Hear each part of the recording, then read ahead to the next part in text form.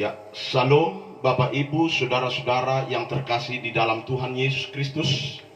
Pertama-tama kami ucapkan kembali selamat malam buat kita, baik yang ada di rumah dimanapun Anda berada. Kami berdoa acara ini memberkati kita sekalian. Kita akan segera mulai acara Sabda dan Pujian. Dan malam ini, acara ini berjudul kembali Rahasia Mengalami Mujizat Tuhan yang kedua. Puji Tuhan, sebelum kita masuk dalam renungan firman Tuhan, kita akan dengarkan dulu satu pujian dari anak kami, si Hombing Sister, yang berjudul Sejak Pertobatanku. Haleluya. Kami panggilkan.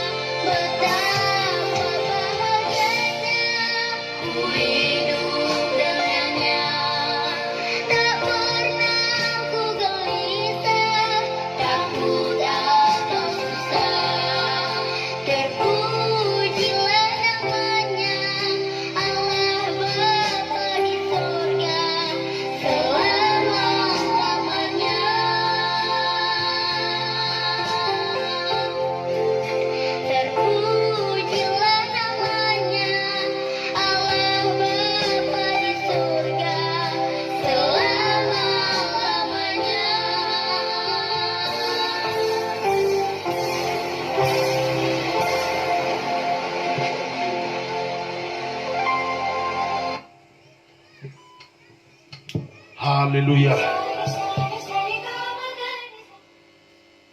Haleluya, saya percaya pujian ini kembali menggugah hati kita untuk kita selalu rindu memuji, menyembah akan Tuhan. Puji Tuhan, kita akan masuk dalam renungan firman Tuhan. Saya percaya setiap kita rindu firman Allah, karena firman Allah adalah jawaban dalam kehidupan kita. Saya akan bacakan dulu ayat firman Tuhan yang akan memberkati kita pada malam hari ini. Saya ambil di dalam Lukas pasal yang ke-7.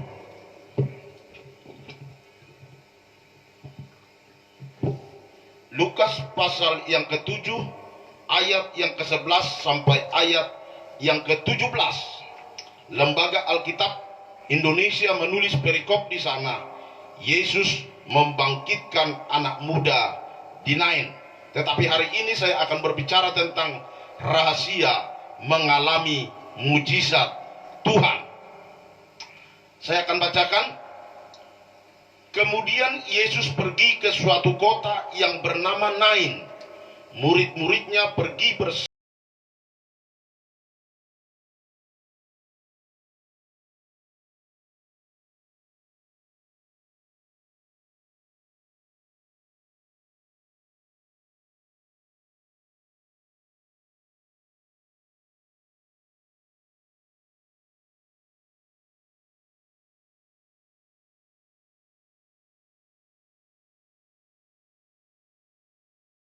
oleh belas kasihan. Lalu ia berkata kepadanya, "Jangan menangis." Sambil menghampiri usungan itu, ia menyentuhnya, dan sedang para pengusung berhenti, ia berkata, "Hai anak muda, aku berkata kepadamu, bangkitlah." Maka bangunlah orang itu dan duduk dan mulai berkata-kata. Dan Yesus menyerahkannya kepada ibunya. Semua orang itu ketakutan dan mereka memuliakan Allah sambil berkata, "Seorang nabi besar telah muncul di tengah-tengah kita dan Allah telah melawat umatnya." Maka tersiarlah kabar tentang Yesus di seluruh Yudea dan di seluruh daerah sekitarnya. Puji Tuhan. Inilah pembacaan firman Tuhan yang mendasari acara kita pada malam hari ini. Bapak Ibu Saudara,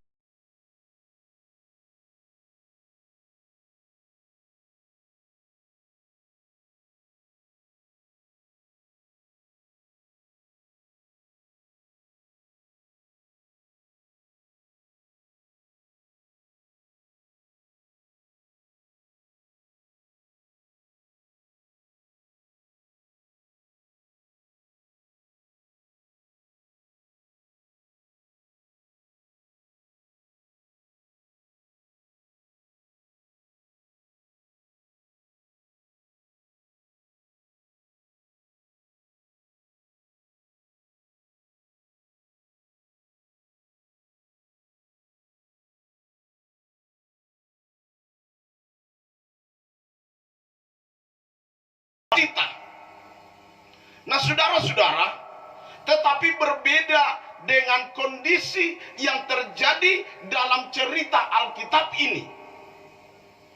Bukannya sukacita, tetapi justru di Nain ada duka cita. Ada tangisan karena ada seorang ibu janda yang kehilangan anaknya karena anaknya itu sudah mati. Anaknya itu sudah pemuda, meninggalkan ibu janda ini. Ibu janda ini mengalami kesedihan yang luar biasa. Karena menurut adat istiadat orang Yahudi, orang Israel, kalau ada seorang janda yang kehilangan anaknya, ditinggalkan anaknya mati, maka seorang janda itu akan kehilangan hak atas warisnya. Dalam arti seorang janda kalau tidak ada anak laki-laki, dia akan menjadi hamba di tengah-tengah keluarganya. Dia kehilangan harapan. Satu-satunya anak yang diharapkan, yang akan memberikan kepada dia sebuah harapan.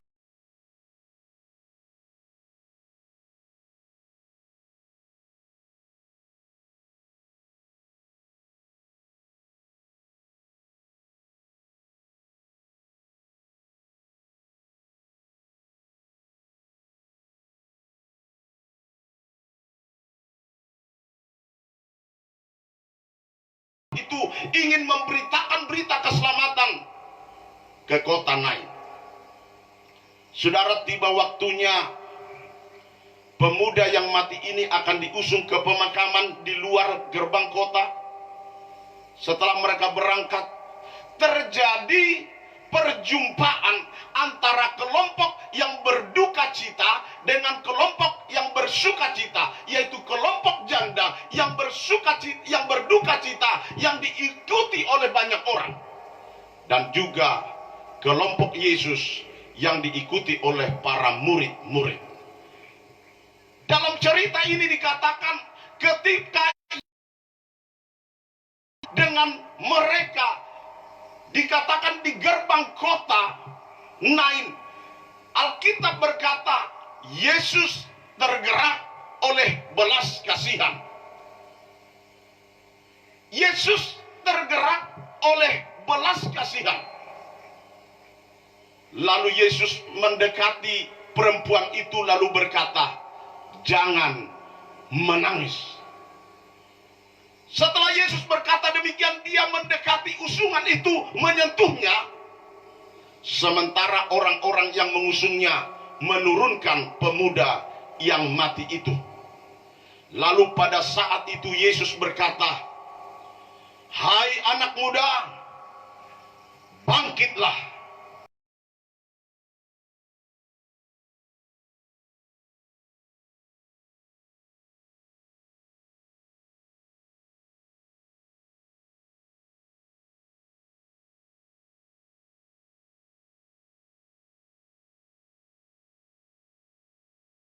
Muda itu bangkit, orang yang mati bangkit. Itulah hebatnya Tuhan yang kita sembah, yang kita jadikan sebagai juru selamat, namanya Yesus Kristus. Saudara-saudara, dari cerita ini kita dapat mengambil makna rohani bagaimana kita mengalami mujizat Tuhan. Ada dua poin saja yang saya mau sampaikan. Kalau kita rindu mujizat Tuhan terjadi, yang pertama, miliki perjumpaan dengan Yesus. Kalau ada perjumpaan dengan Yesus, saudara-saudara, saya percaya kuasanya dinyatakan atas hidup kita.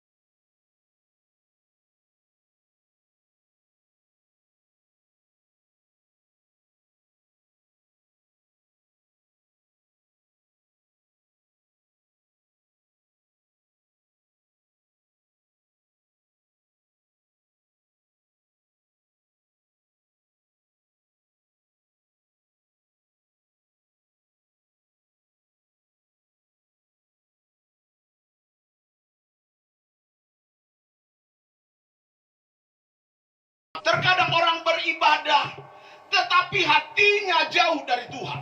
Itu yang menyebabkan tidak ada terjadi sesuatu di tengah-tengah gereja.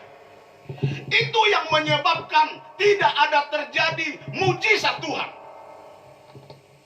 Kalau dalam ibadah, dalam doa, entah itu di rumah tangga dimanapun saat ini kita berada, melakukan sebuah hubungan dengan Tuhan, ketika kita buka hati, kita angkat hati, kita sungguh-sungguh, Tuhan hadir, maka mujizat akan terjadi. Saudara bisa baca mulai dari Injil Matius sampai Injil Yohanes, di mana saja Yesus, di mana saja Yesus di situ ada mujizat Tuhan. Kalau Tuhan hadir di tengah-tengah ibadahmu, doamu, lihat kuasanya akan dinyatakan. Apapun persoalanmu, penyakitmu akan disembuhkan, persoalanmu akan dijawab oleh Tuhan. Itu yang pertama. Ada perjumpaan.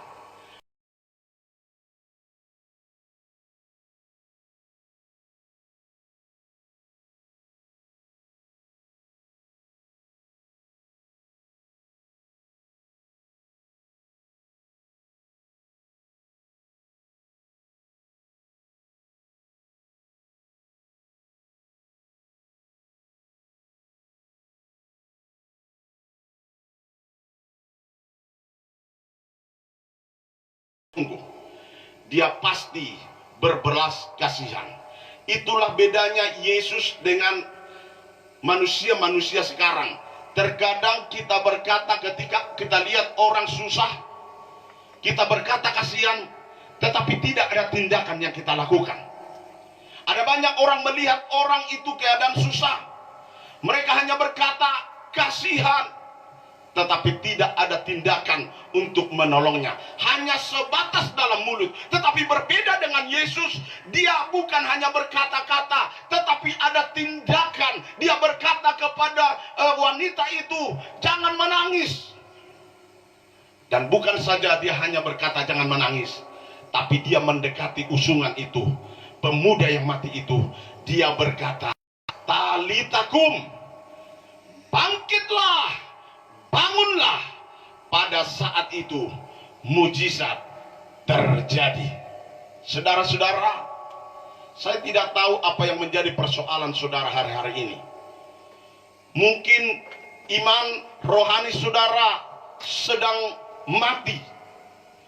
Mungkin keyakinan, kepercayaanmu saat-saat ini sedang mati. Izinkan Yesus hadir dalam hidupmu, hadir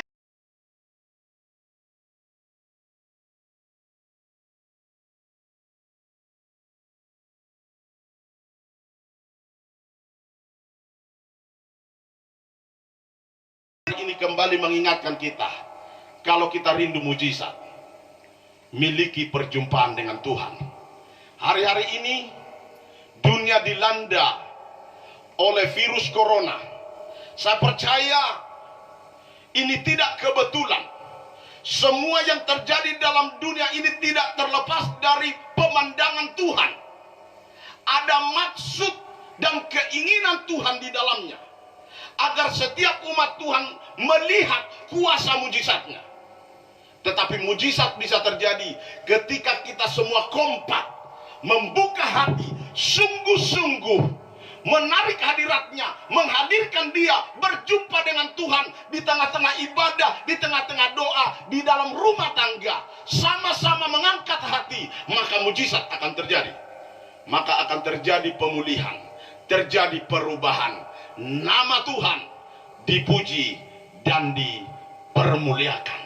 Saya percaya malam ini kita semua yang telah mendengarkan acara ini, yang mendengarkan renungan dan puji-pujian, akan diberkati Tuhan.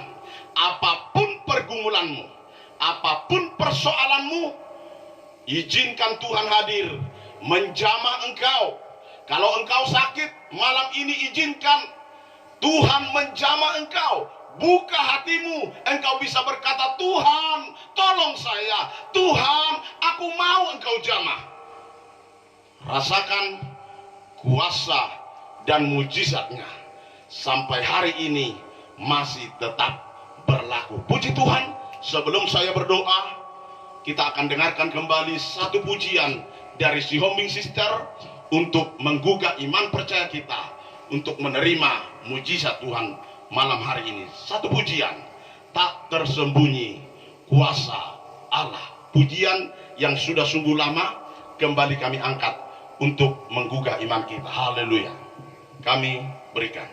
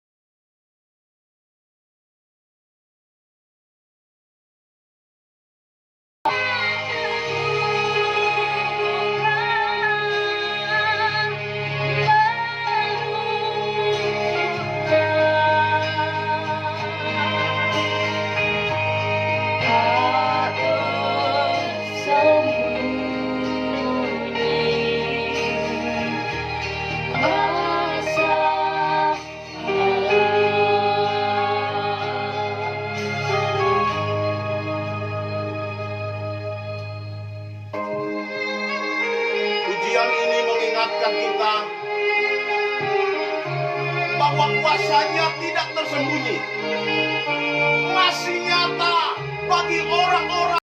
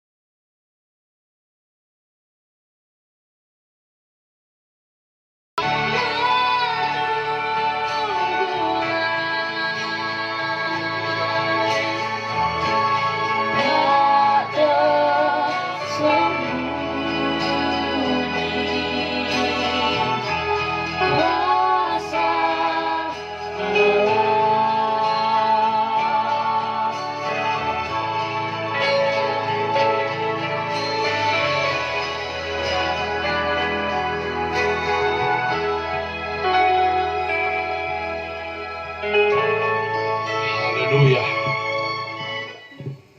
Kami menghimbau kepada semua yang menonton pada malam hari ini, bahkan untuk menonton untuk esok hari, kami menghimbau agar mensubscribe channel YouTube kami yang bernama Sihombing Family Official. Terima kasih, Tuhan Yesus memberkati.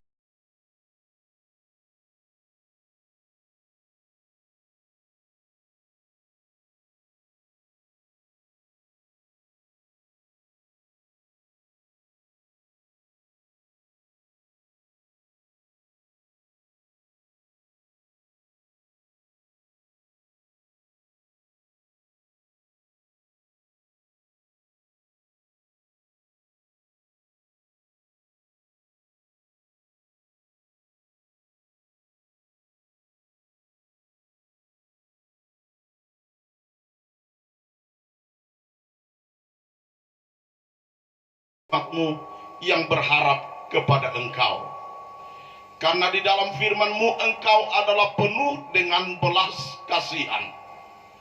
Turunlah belas kasihan-Mu atas kami, atas rumah tangga kami, atas anak-anak kami, atas bangsa kami, atas Indonesia, atas pergumulan kami. Ketika kami buka hati kami kepadamu Tuhan, rindu berjumpa dengan Engkau, kami akan merasakan ada kesembuhan bagi yang sakit, ada mujizat bagi yang memiliki persoalan. Oleh sebab itu Tuhan, kami serahkan hidup kami ke dalam tangan-Mu. Biarlah Engkau menjadi perisai dalam hidup kami, menjadi kota benteng kami, karena kami tahu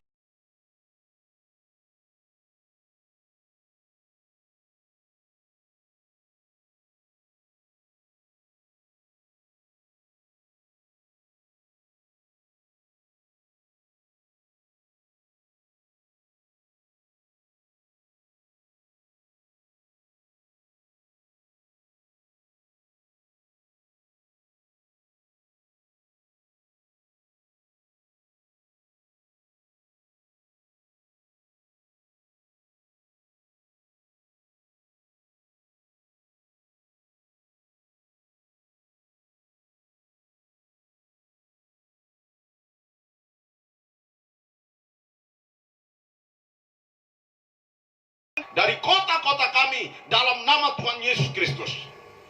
Kalau ada yang terserang oleh virus ini, mungkin mereka sedang menderita di rumah sakit hari ini, Tuhan jamah sembuhkan mereka dalam nama Yesus. Jamah mereka dengan bilur-bilur-Mu ya Tuhan. Jamah mereka dengan bilur-bilur-Mu. Turun kesembuhan atas hidup mereka.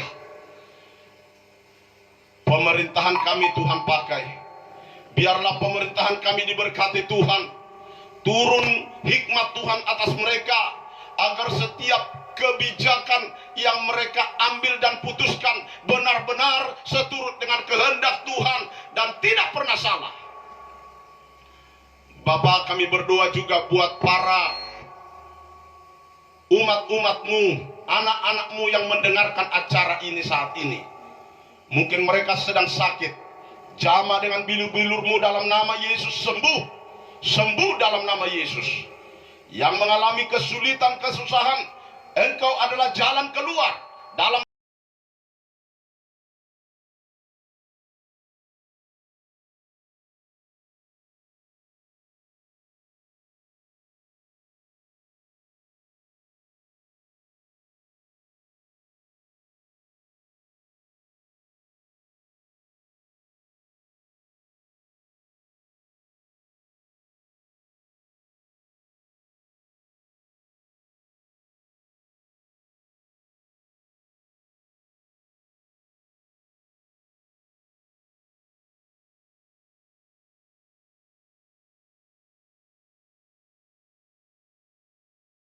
kami berhak menerima janji Tuhan. Sekali lagi kami katakan bahwa mujizat Tuhan masih tetap berlaku ketika kami berjumpa dengan Tuhan. Berkati kami semua, anak-anak kami, bahkan kami semua yang terlibat dalam pelayanan ini. Tuhan Yesus memberkati orang tua kami, sanak saudara kami dimanapun berada. Juga Tuhan berkati. Oleh sebab itu kami akan terima berkat dari Tuhan. Permata-permata hati Tuhan, arahkanlah hatimu kepada Tuhan dan terimalah berkat dari Tuhan. Turunlah berkat anugerah damai sejahtera yang berlimpah-limpah dari Allah Bapa di sorga, cinta kasih sayang melalui putranya yang tunggal Yesus Kristus, dalam penghantaran pertolongan penghiburan dari Roh Kudus, menyertai kita malam ini sampai Tuhan Yesus datang kali yang kedua, menjemput kita masuk di dalam sorga.